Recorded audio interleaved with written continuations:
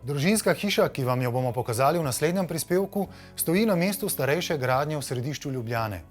Njena stroga ulična fasada za seboj skriva prostoren, svetu, igriv in domišljeno zasnovan ambient. Pokrovitelj prispevka je Velux. Gospa Mojca, na tem mestu, kjer je zdaj vaša družinska hiša, je prej stala hiša vaših sorodnikov. Seveda ste jo za potrebe vaše družine prilagodili. Ja, res je. Tukaj je bilo prvotno je stala hiša tet moje babice. V njej so živele tri sestre, tete, no in ena od njih je tudi uporabljala tale vrtiček, kjer imamo zdaj zazelenjen atrij, da je vzgajala vrtnine in prodajala na ljubljanski tržnici svoj pridelek. Potem je bilo obdobje, ko sem v študentskih letih se odločila, da bom hišo naselila, no, in to je bilo tako eno zelo prijetno obdobje. Prostori so bili takrat še precej v stanju, kot so jih uporabljali te moje tete in navezala sem se na to okolje, na Trnovo, na to lokacijo in s tem je pol tudi prišla odločitev, da bi si želela z svojo družino enkrat ponovno zaživeti tukaj v zrelih letih. Ajprova ulica je spomeniško zaščitena, zaradi tega smo morali ves ta del proti ulici pač obravnavati skladno z njihovimi zahtevami. To vključuje, da smo morali ohraniti gabarite hiše, se pravi višina, širina, naklon strehe, ohranjanje je bila potrebna fasada, izgled fasade proti ulici in pač tega smo se striktno držali, no. Sama gradnja je pa potekala malo več kot eno leto. Kvadratura celotne hiše je tam približno 225 kvadratov, od tega je stanovanjskega dela skupaj s kotlovnico približno 160 kvadratov in pa potem še nekih 65 za poslovni del.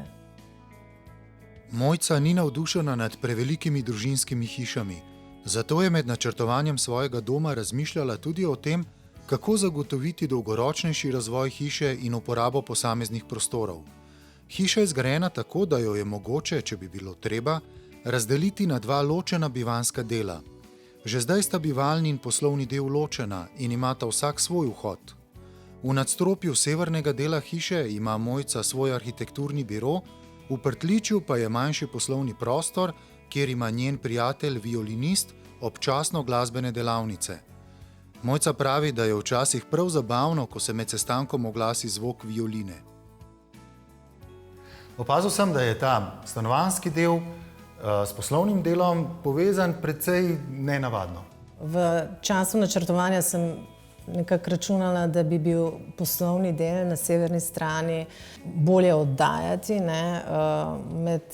Kasneje, ko je šla pa gradnja h koncu, sem pa videla, da pač si ne bi želela nekih drugih ljudi v moji hiši in tako sem uporabila obstoječi prehod, ki so ga delavci uporabljali, da so hodili z ene strani hiše na drugo, da ostanejo vrata, ne. Seveda, če bi to načrtovala, nikoli ne bi naredila vrat na tem mestu, nikoli ne bi premajhnih vrat naredila, ampak v tem primeru smo se morali zadovoljiti s tem, kar je bilo. Mizar je naredil luštkano odprtino in to je zdaj pač moj prehod v službo. Gospod Vojko, kakšna je povezava med našim zdravjem in prostori, v katerih delamo, živimo? Ja, obstajajo študije in raziskave, ena takšnih Healthy Home Barometer, to je raziskava o zdravih domovih, ki potrjujejo takšno povezavo. Raziskave pa pravzaprav potrdijo samo tisto, kar mi čutimo. Je pa to naše počutje in zdravje težje meriti kot kilovate pa kakšne litre in podobno. Skoraj 200 let nazaj so bili ljudje 90% svojega aktivnega dneva zunaj, zdaj smo pa 90% tega časa v notranjosti. No in v tako kratkem času, v 200 letih, se naše telo ni uspelo prilagoditi takšni spremembi, zato je zelo pomembno, da pripeljemo čim več zunanjosti v naše prostore. Kaj pa vse pravzaprav vpliva na naše počutje v zgradbah? Naše telo reagira na celoten spekter sončne svetlobe, ne samo na ozek vidni del. No, in na takšen oblačen dan je preko prsta zunaj okrog 10.000 luksov svetlobe. In če mi priperjamo v prostore 3 do 5% tega, smo že kar na dobri poti. Nažalost pa srečujemo danes precej svetlobno podhranjene prostore. Nadaljeval bom z zrakom, kvaliteten zrak. V prostorih je zelo enostavno bolj onesnažen zrak kot zunaj. Bom samo dal pomembno še temu, odrasel človek danes prediha 15.000 litrov zraka dnevno. No in ko pridemo, ne vem, do otroške sobe, kodr imamo zunanji zrak, ki se potem še nasiči z kakšnimi negativnimi delci iz gradbenih elementov, pohištva, vlago proizvajamo ljudje, CO2, pridemo do tega, da je notranji zrak lahko bolj onesnažen kot pa zunanji. Razgled iz samega prostora, na delovni prostori, ki imajo razgled, ljudje so veliko bolj produktivni. No in ko ljudi sprašujemo v takšnih raziskavah, kaj se jim zdi zelo pomembno za zdravje, za njihovo dobro počutje, pridemo vedno do dobrega spanca. In zopet ta dober spanec, povezan z biološkim ritmom, je zopet ta povezava z dnevno svetlobo in pa nočjo. Ja, zdaj ste opozorili kar na nekaj dejavnikov tveganja. Kaj pa mi sploh lahko naredimo?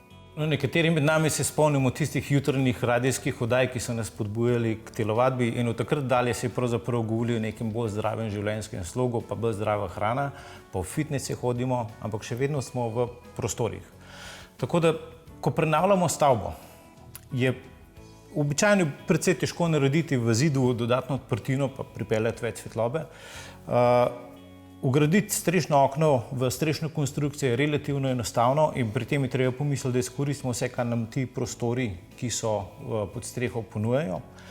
Ko pridemo do samega zračenja, je treba zavestno delati na tem, da okno odpiramo, da zračimo. Če seveda velikokrat ljudje to pozabimo, so na trgu danes sistemi, ki nam avtomatsko odpirajo okna in nam prezračajo stanovanje ali spustijo senčilo na podlagi temperature, vlage, CO2.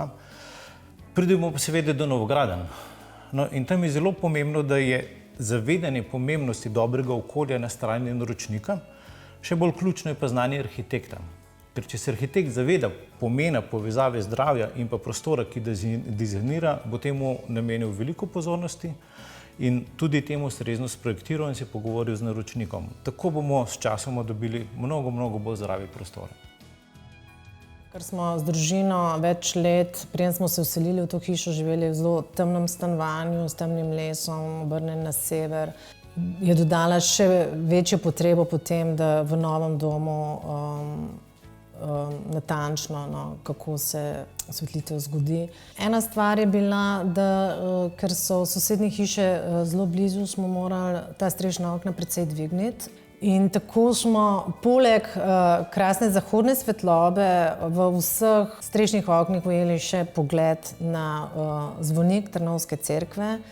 Potem je bila pa še tukaj želja mojega starejšega sina, ki se je zaželel, da ko bom pač risala otroško sobo, da naj namenim strešno okno na način, da bo on lahko iz svoje postelje gledal zvezde. No, in pač mislim, da ima zdaj to možnost.